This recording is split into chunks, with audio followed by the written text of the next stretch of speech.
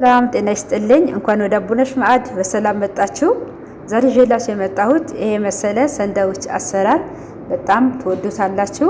ለመክሰስ የሚሆን ሰንደዊች ዳቦ ተቆራጭ ዳቦ ወይም ዳቦ ስላይስ በዶሮ በበሰለ ዶሮ ሰርቼላችሁ መጣሁ። በጣም ቆንጆ ነው፣ ትወዱታላችሁ። አያችሁት እንዴት እንደሚያምር፣ ሲበሉትም በጣም ይጣፍጣል። ሰርታችሁ ሞክሩት። ሁሌም ስለምታበረታቱኝ አመሰግናለሁ። አዲሶች ሰብስክራይብ አድርጉ። የደወል ምልክቷ ተጭናችሁ ሁሌም የሚለቀው ቪዲዮ ይደርሳችኋል። አሁን ወደ አሰራሩ ሄደናል። እዚህ ጋር ዶሮ አጥንት የሌለው ዶሮ ወይም ሰደር ደጃጅ በመባል ይጠራል። ይሄ ዶሮ ያስፈልገናል። በደንብ አድርገን በሎሚ በጨው እናጥበዋለን። ካጠብነው በኋላ በዚህ መልኩ እንጥደዋለን። ጥደነው ትንሽ ገንፈል ሲል እንደዚህ ቆሻሻው ከላዩ ላይ እናነሳለታለን። በደንብ ስላጠብኩት ብዙም የለውም። በደንብ ጠቡት። እንደዚህ አረፋው ከላይ እናነሳለታለን። ታጠበም አልታጠበም እንደዚህ አረፋ ሲያመጣ እሱን እናወጣዋለን። በዚህ መልኩ በደንብ አድርገን ትንሽ ጨው ጨምረን እናበስለዋለን። በደንብ ይብሳል። በስሎልናል። አሁን አውጥቼዋለሁኝ። ካወጣሁት በኋላ ትንሽ አቀዘቅዘዋለሁ። ቀዝቅዞ በሌላ ሳህን አድርገን በእጃችን ወይም በቢላዋ ነገር እንቆራርጠዋለን። በጣም ያኔ አንከትፈውም አናደቀውም። እንደዚህ በእጃችን በጣም ስለበሰለም በእጃችን ራሱ ይታዘዝልናል። በዚህ መልኩ በቁመቱ በጣም ሳናደቀው እንቆራርጠዋለን። አያችሁት እንዴት እንደሚታዘዝ በጣም አሪፍ ሆኖ ነው የበሰለልን።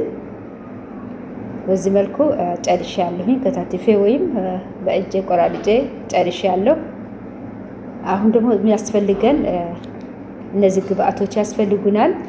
ኩዝባራ ያስፈልገናል ወይም የድንብላል ቅጠል ያስፈልገናል። አንድ ነጭ ሽንኩርት ያስፈልገናል።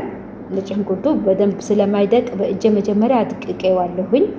ማሽኑ በደንብ ላያደቀው ይችላል። ለምን በጥርስ ይገባል፣ በቀልም ስለሚበላ እንዳይሸት። ነጭ ሽንኩርት ከጨመራችሁ በእጃችሁ መጀመሪያ አድቅቁት፣ አብራችሁ ፍጩት።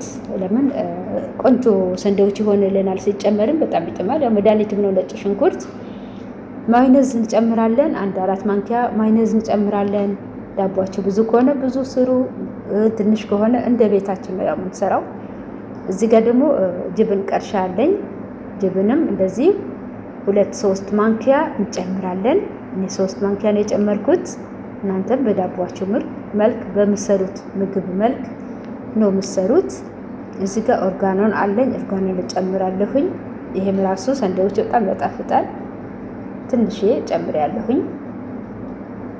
በመቀጠል ደግሞ እዚህ ጋር ሶያ ሶስ አለኝ። ይሄ ሶያ ሶስ በጣም ዳቦ ወይም እንትን በጣም ያጣፍጥልናል። ሰንደዊች ሽታው ደስ ይላል፣ ጣዕም አለው። የሆነ ልክ እንደ ማጣም ምግብ ነው ጣዕም የሚሰጠው ይሄኛው ማለት ነው። ይሄ ሶያ ሶስ እሱን እንጨምራለን። 1 ማንኪያ ጨምሬያለሁኝ። ስዊት ነገር ነው። እዚህ ጋር ደግሞ ቆንጆ በርበሬ በነጭ ነው ያለኝ። እናንተ ጥቁርም ካላችሁ ነጭም ካላችሁ ጨምሩ፣ ማንኛውም ይሆናል።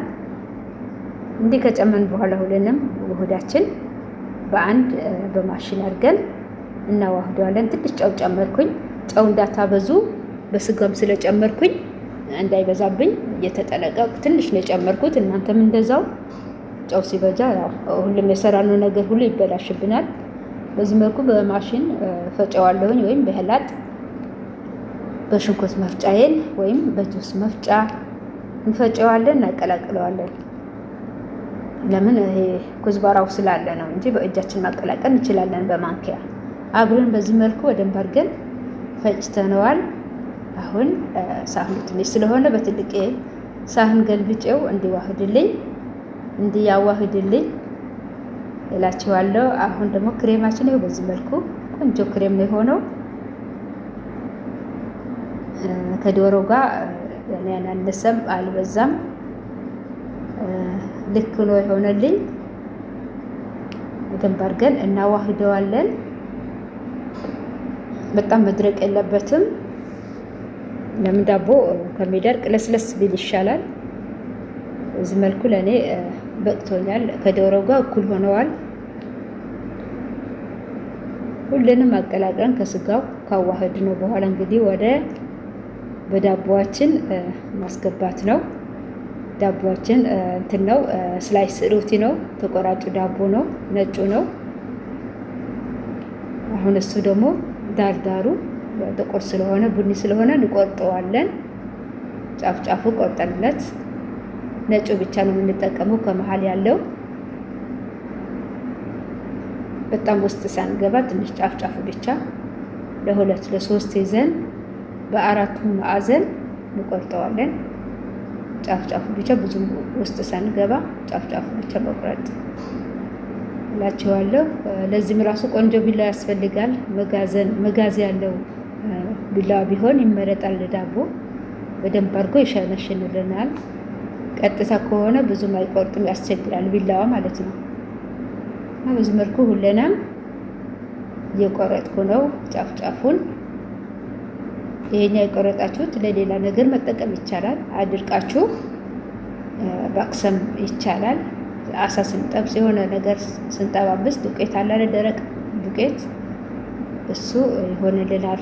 በኦቨን እንትን አግለ ነው አድርቀ ነው ወይም በፀሐይ አድርቀ ነው ዳቦውን ከዳርዳር የቆረጥነውን ጥቅም ላይ እናውለዋለን። በዚህ መልኩ ሁሉንም ቆራርጬ ጨርሻለሁኝ። አሁን ደግሞ ዳቦ ለእያንዳንዱ ዶሮዎችን እየቀባን ጅብን ደግሞ ያስፈልገናል። ይሄ በርገር የምንሰራበት ጅብን መረባ ጅብን ያስፈልገናል። እሱ አለኝ። ይሄኛው በጣም ነው የሚያጣፍጠው ከዳቦ ጋር እንትን ስትሉት። ላስቲኩ እንደዚህ አንስተን ሁሉንም አዘጋጅተን እናስቀምጠዋለን። ለእያንዳንዱ እየከፈትን በዚህ መልኩ እናዘጋጀዋለን። አሁን ዳቦችን ላይ ያዋህድነው ዶሮ እንቀባለን።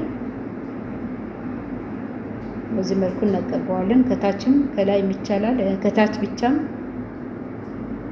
ማስቀመጥ ይቻላል ዶሮውን ማለት ነው። አሁን ጅብኑን ከላይ እናነጥፍለታለን በዚህ መልኩ። በመቀጠል ዳቦ ከላይ እንከድነዋለን። በዚህ መልኩ በጣም ቆንጆ ሰንደዊች ነው። ሲበላ በጣም ከሚታይ እንደውም ሲበላ በጣም አሪፍ የሆነ ነው። ሰርታችሁ ሞክሩት፣ ትወዱታላችሁ። ስራው ይሄን አክል የሚከብድ አይደለም። ይሄ ቀለል ያለ ስራ ነው፣ የሚጣፍጥ ነው። ስሩት እላችኋለሁ። ሁሌም ስለምታበረታቱኝ አመሰግናለሁ። ሰብስክራይብ እንዳትረሱ አዲሶች ጓደኞቼ፣ ላይክ ሼር አድርጉ፣ ኮሜንት ጻፉልኝ። በዚህ መልኩ የሰራ ነው። ለመቅረጽ ራሱ በጣም አስቸጋሪ ነው። አንዳንዴ እንደውም ያቋርጡ